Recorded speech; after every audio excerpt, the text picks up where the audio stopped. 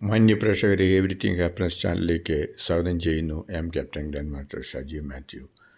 സുഹൃത്തുക്കളെ, അവസാനം ഇറാൻ സമ്മതിച്ചു വെസ്റ്റ് ഏഷ്യ വാർ താൽക്കാലികമായി നിർത്തിവെച്ചിരിക്കുന്നു. അമേരിക്കയുമായിട്ട് ഇറാൻ ഡീലുണ്ടാക്കി, പത്രമുണ്ടാക്കി, ഡിജിറ്റൽ സൈൻ ചെയ്തു എന്ന് പറയുന്നു. പക്ഷേ ഇതിനായി പശ്ചിമേഷ്യയിൽ സമാധാന വെളിച്ചം കാണണമെങ്കിൽ ഇസ്രയേലും കൂടെ സമ്മതിക്കണം. പക്ഷേ ഇസ്രയേൽ ഇതുവരെ സമ്മതിച്ചിട്ടില്ല. ഇസ്രയേൽ പറയുന്നു അമേരിക്ക സ്വന്തം ഇഷ്ടപ്രകാരം ഇറാനുമായിട്ട് ധാരണയുണ്ടാക്കിയതാണ്. ഞങ്ങൾ ലെബനിൽ ആക്രമണം നിർത്തില്ല, ഞങ്ങൾ ആക്രമണം തുടരും. ഒരു കാരണവശാലും ഇറാനിൻ്റെ യുറേനിയം കൈവശം വയ്ക്കുവാൻ സമ്മതിക്കുകയില്ല എന്നും പറഞ്ഞ് ആ ഒരു കരിനിഴൽ ഈ സമാധാന സന്ധിയിലും നിലനിൽക്കുന്നുണ്ട്. ഇസ്രയേലും കൂടി അംഗീകരിച്ചാൽ മാത്രമേ ശാശ്വത സമാധാനം മിഡിൽ ഈസ്റ്റിലുണ്ടാവുകയുള്ളൂ. എന്താണെങ്കിലും ഈ യുദ്ധം വളരെയധികം സമാധാനത്തോടു കൂടിയാണ് മറ്റുള്ള രാജ്യങ്ങൾ നോക്കിക്കാണുന്നത്. യുദ്ധം മൂലം ലോക രാഷ്ട്രങ്ങൾക്കുണ്ടായിരിക്കുന്ന സാമ്പത്തിക നഷ്ടവും അതേപോലെ തന്നെ സമാധാനമില്ലാത്ത അശാന്തിയുടെ മിഡിൽ ഈസ്റ്റും പശ്ചിമേഷ്യൻ രാജ്യങ്ങളും ഒരു യുദ്ധത്തിൻ്റെ വക്കിൽ നിന്ന്, മഹാഭയാനകമായ യുദ്ധത്തിൻ്റെ വക്കിൽ നിന്ന് രക്ഷപ്പെട്ട് ഒരു ശാശ്വത സമാധാനമുണ്ടാകട്ടെ എന്നാണ് എല്ലാ രാജ്യങ്ങളും ആഗ്രഹിക്കുന്നത്. ലോകം യുദ്ധം ആഗ്രഹിക്കുന്നില്ല. എല്ലാ ക്രൂഡ് ഓയിലിൻ്റെയും എണ്ണയുടെയും മറ്റ് എണ്ണ അധിഷ്ഠിതമായ ഉൽപ്പന്നങ്ങളുടെയും വില കൂടി രാജ്യങ്ങളെല്ലാം പ്രതിസന്ധിയിലായി, സാമ്പത്തിക സ്ഥിതി തകരാറിലായി. അതിനാൽ ഈ യുദ്ധം അമേരിക്കയ്ക്കും അതേപോലെ മറ്റുള്ള രാജ്യങ്ങൾക്കും ഒക്കെ വളരെയധികം ഒരു പ്രതിസന്ധിയാണ് സൃഷ്ടിച്ചത്. എങ്ങനെയെങ്കിലും യുദ്ധം നിർത്തിപ്പോകണമെന്ന് അമേരിക്ക ആഗ്രഹിച്ചതുകൊണ്ട് മാത്രമാണ് ഇപ്പോൾ ഈ താൽക്കാലിക ഡീലാണെങ്കിലും എത്തിപ്പെട്ടിരിക്കുന്നത്. അതിന് ഇസ്രയേൽ അനുകൂലമല്ല. നിരന്തരമായ ചർച്ചയുടെ വെളിച്ചത്തിൽ പാകിസ്ഥാനുമായിട്ടും ഖത്തറുമായിട്ടും ഒമാനുമായിട്ടും നടത്തിയിട്ടും ഒരു ഡീലിൻ്റെ വസ്തുതകൾ എന്താണെന്ന് പുറത്തു വിട്ടിട്ടില്ല. ഔദ്യോഗികമായി ഒപ്പുവെച്ചതിന് ശേഷം മാത്രമേ പുറത്തു വിടുകയുള്ളൂ എന്ന് പറയുന്നത്. ഇത് ഡീലിനെതിരെ അല്ലെങ്കിൽ അമേരിക്കയിൽ ജനരോഷം വർദ്ധിക്കും. അത് ഭയന്നിട്ടാണ് ഡീലിൻ്റെ കാര്യങ്ങൾ രഹസ്യാത്മകമായി വെച്ചിരിക്കുന്നത്. ഇതോടൊപ്പം തന്നെ ഇന്ത്യക്ക് വളരെയധികം ആശ്വാസമാണ് ഈ വാർത്ത. ഇന്ത്യയുടെ മേജർ എണ്ണ ഉൽപ്പന്നങ്ങളും ഗ്യാസും ഒക്കെ വരുന്നത് ഹോർമോസ് കടലിടുക്കിലാണ്. ഹോർമോസിൻ്റെ നിയന്ത്രണം മിക്കവാറും പണ്ടത്തേലും കൂടുതൽ ശക്തമായിട്ട് ഇറാൻ തന്നെ തുടരും. ഹോർമോസ് ഇറാൻ ചിലപ്പോൾ ചുങ്കം കൂടെ പിരിച്ചിരിക്കാം. ഈ ചുങ്കം വ്യവസ്ഥിതി തുടങ്ങിക്കഴിഞ്ഞാൽ അത് ഒരു ലോക അസമാധാനത്തിലേക്ക് പാത്രീഭവിക്കും. വേറെയുള്ള കടലിടുക്കുകളിലും മറ്റുള്ള രാജ്യങ്ങൾ ഒരുപക്ഷെ ചുങ്കപ്പിരിവിന് വേണ്ടി ശ്രമിക്കാം. ബാബൽ മണ്ടാവെ, മലാക്ക സ്ട്രൈറ്റ്, അങ്ങനെ ഒരുപാട് എവിടെ വേണമെങ്കിലും ശക്തി രാജ്യങ്ങൾ വേണമെങ്കിൽ അത്യാധുനിക മിസൈലുകളും നേവിയും വെച്ച് ചുങ്കം പിരിവിന് അവർക്ക് ശ്രമിക്കാം. ലോവർ സ്ട്രൈറ്റ്, ഒരുപാട് കടലിടുക്കുകൾ, ലോകത്തിലെ എല്ലാ രാജ്യങ്ങൾക്കും പൊതുവായിട്ടുള്ള കടലിടുക്കുകൾ മറ്റുള്ള രാജ്യങ്ങൾ ഒരുപക്ഷെ നിയന്ത്രിക്കുവാൻ സാധ്യതയുണ്ട്. അത് ലോകം ആശങ്കയോടെ നോക്കുന്നു. എന്താണെങ്കിലും ഒരു സമാധാനത്തിൻ്റെ ലക്ഷണങ്ങൾ കണ്ടു തുടങ്ങിയിട്ടുണ്ട്. ഈ 3 മാസക്കാലത്തിലേറെയായിട്ടുള്ള യുദ്ധം ഒരു മറ്റുള്ള രാജ്യങ്ങളെയൊക്കെ പിടിച്ചു കുലുക്കി. അങ്ങനെ എത്രയും പെട്ടെന്ന് ശാശ്വതമായ ഒരു സമാധാനം പഴയതുപോലെ മിഡിൽ ഈസ്റ്റിലുണ്ടാകട്ടെ എന്ന് നമുക്ക് കരുതാം, നമുക്ക് വിശ്വസിക്കാം. അതിനുവേണ്ടി അമേരിക്കയും ഇറാനും ഇസ്രയേലും മറ്റുള്ള പശ്ചിമേഷ്യൻ രാജ്യങ്ങളും ഒക്കെ ശ്രമിക്കും എന്ന് കരുതാം. അങ്ങനെ യുദ്ധം പോകാണ്ടിരിക്കട്ടെ. സുഹൃത്തുക്കളെ, ഇറാനും അമേരിക്കയുമായിട്ടുള്ള ഈ പുതിയ ന്യൂ ഡീലിൻ്റെ വിവരങ്ങൾ പുറത്തുവിടാത്തത് എന്തുകൊണ്ടാണെന്ന് ചോദിച്ചു കഴിഞ്ഞാൽ, എങ്ങനെയാണെങ്കിലും അമേരിക്ക നല്ലൊരു സംഖ്യ കോമ്പൻസേഷനായിട്ട് ഇറാന് കൊടുക്കേണ്ടി വരും. അത് എഗ്രിമെൻറ്റിലുണ്ടാവും.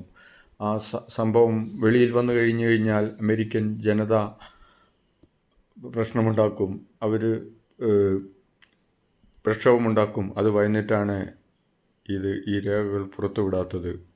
അതുകൊണ്ടാണ് ഒപ്പിടിയിൽ ഔദ്യോഗികമായി ജനീവയിലുള്ള ഒപ്പിടിയലിന് ശേഷം മാത്രം ഡൽഹിയിലെ കാര്യങ്ങൾ, ഈ ഉടമ്പടിയിലെ കാര്യങ്ങൾ പുറത്തു വരുമെന്ന് ഇറാനും അമേരിക്കയും പറയുന്നത്. ഇസ്രയേൽ അട്ടിമറിക്കാതിരുന്നാൽ മതി. ഇസ്രയേൽ മറിക്കാതെ ഇസ്രയേലും ഒരു സഹകരണത്തിൽ പോയി കഴിഞ്ഞാൽ മാത്രമേ ഈ ഡീല് ശാശ്വതമാകുകയുള്ളൂ. അങ്ങനെ പശ്ചിമേഷ്യയിൽ, വെസ്റ്റ് ഏഷ്യയിൽ ഒരു ശാശ്വത സമാധാന ഉടമ്പടി ഉണ്ടാകട്ടെ. അത് ലോകരാഷ്ട്രങ്ങൾക്കും മറ്റുള്ള സുഹൃദ്രാഷ്ട്രങ്ങൾക്കും മിഡിൽ ഈസ്റ്റിന് തന്നെയും വളരെയധികം ആശ്വാസകരമായ ഒരു സംഭവമായിരിക്കും.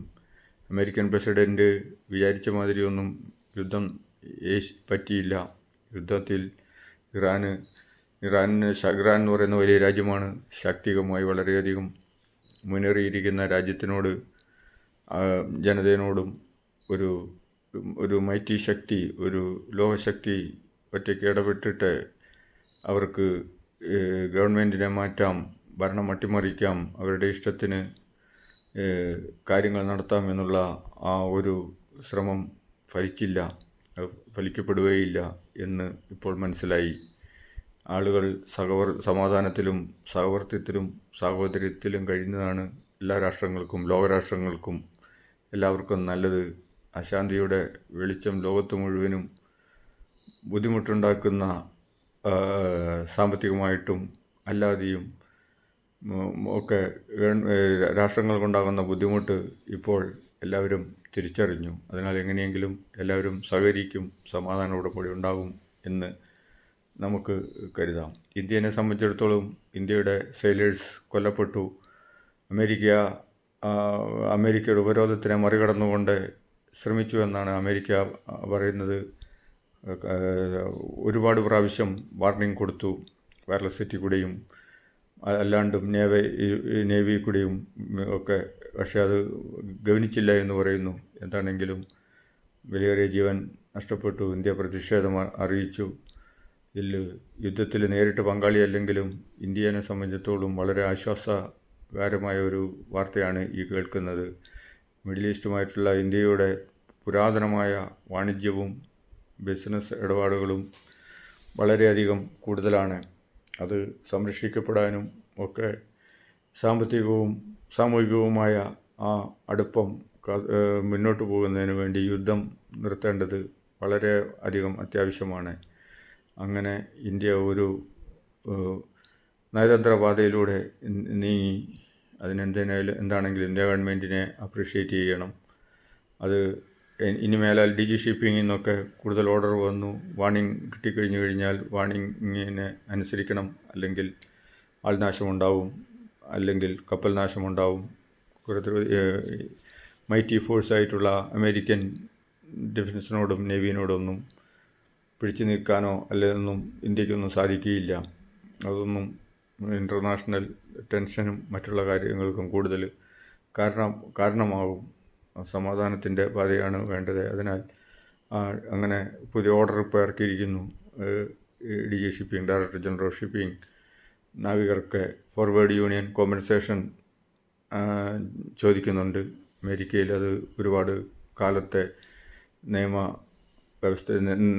നിയമത്തിൻ്റെ വഴികളിലൂടെ, കോടതികളുടെ വാദത്തിലൂടെയും ഒക്കെയാണ് മുന്നോട്ട് കിട്ടുക. എങ്കിലും അതിനൊന്നും ഇടവരുത്താതെ നിയമവ്യവസ്ഥയിലൂടെ മുന്നോട്ട് പോവുകയാണ് വേണ്ടത്. ഈ യുദ്ധം ശാശ്വതമായി അവസാനിക്കട്ടെ എന്ന് കരുതാം. അതിനെല്ലാ രാഷ്ട്രങ്ങളും ഇസ്രയേലും സമ്മതിക്കുമെന്ന് വിചാരിക്കാം. ഇസ്രയേലിനെ സംബന്ധിച്ചിടത്തോളം അവരുടെ ആഭ്യന്തര സുരക്ഷിതത്വം വളരെ പ്രധാനമാണ്. ഹിസ്ബുല്ലായും മറ്റുള്ള അങ്ങനെയുള്ള ശാക്തിക ചേരികൾ എല്ലാം ആയുധം അടക്കി വെച്ച് കീഴടങ്ങി ഒരു സമാധാന ഉടമ്പടിയിലേക്ക് നീങ്ങുന്നതായിട്ടാണ് ഇപ്പോൾ മൊത്തത്തിൽ പൊതുവെ കാണുന്നത്. അങ്ങനെ മിഡിൽ ഈസ്റ്റ് സമാധാനപരമായ പഴയ ആ സമയത്തിലേക്ക് തന്നെ തിരിച്ചു വരട്ടെ. വാണിജ്യം പുരോഗമിക്കട്ടെ. വിലയേറിയ ജീവനുകൾ നഷ്ടപ്പെടാതിരിക്കട്ടെ. യുദ്ധം അവസാനിക്കട്ടെ എന്ന് നമുക്ക് കരുതാം.